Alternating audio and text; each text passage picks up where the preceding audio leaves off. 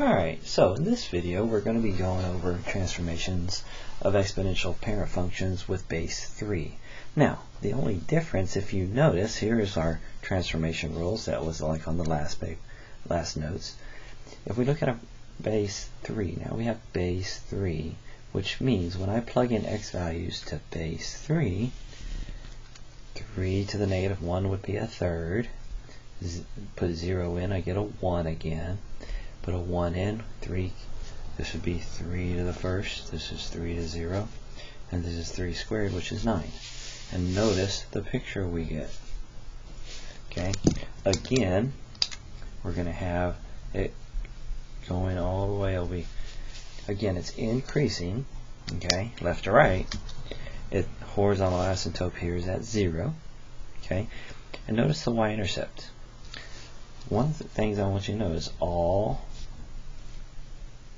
basis parent, okay, all basis will have the point 0, 1, because whenever you plug a 0 in, any exponent to the 0, so 4 to the 0, 10 to the 0, all of them would have the point 0, 1, okay, in the parent function.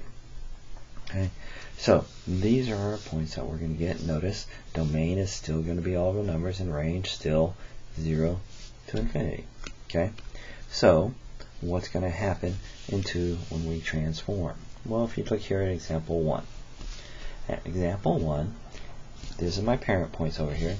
We have a transformation of right 1, which means I'm going to add 1 to all my x values.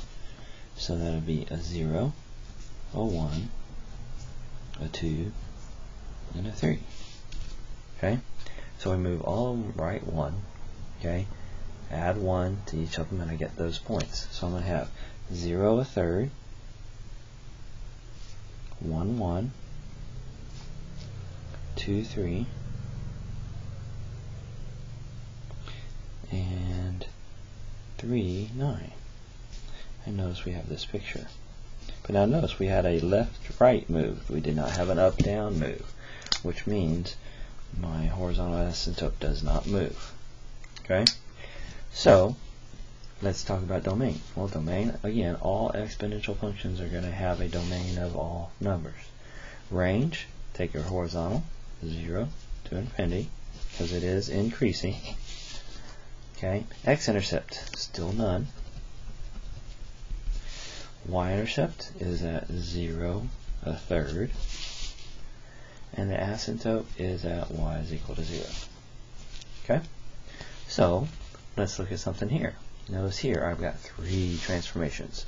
I got a reflection over the x-axis, I got a left 2, and an up 1. So reflection over the x-axis would actually make all these signs negative, which is going to flip everything. Okay, I have a left 2 move, which means I'm going to subtract 2 from all of these. So negative 3, negative 2, negative 1, and 0. Sorry, 0. Alright, because I subtracted 2. Okay, and then up 1. So if I add 1 to this, I'm adding 3/3, so that'll be 2/3. Add 1 to this, that'll be a 2. Well, sorry, it'd be a 0. I'm only adding 1. Okay, add 1 to this, negative 2. And add 1 to this would be negative 8. So we're going to plug those points in. Negative 3, 2/3. Okay. Negative 2, 0. Negative 1, negative 2. And 0, negative 8. 1, 2, 3, 4, 5, 7, 8. There we go. And we're going to have this. And here is this picture. Notice, oops, and that was a very bad connection right there. Okay, notice this is now decreasing, okay, because of the reflection. Okay, we're going to have our asymptote moved up 1. Okay,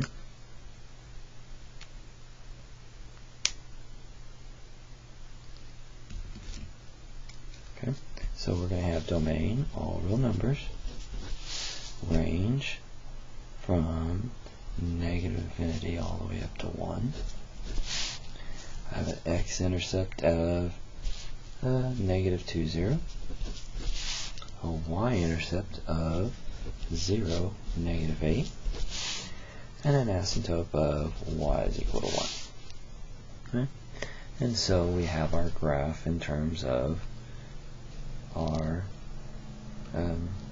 reflection, our left 2 and our up 1. Okay? Hope this helps. Now notice we can do these with any basis. We're only strictly right now talking about base 2s and base 3s.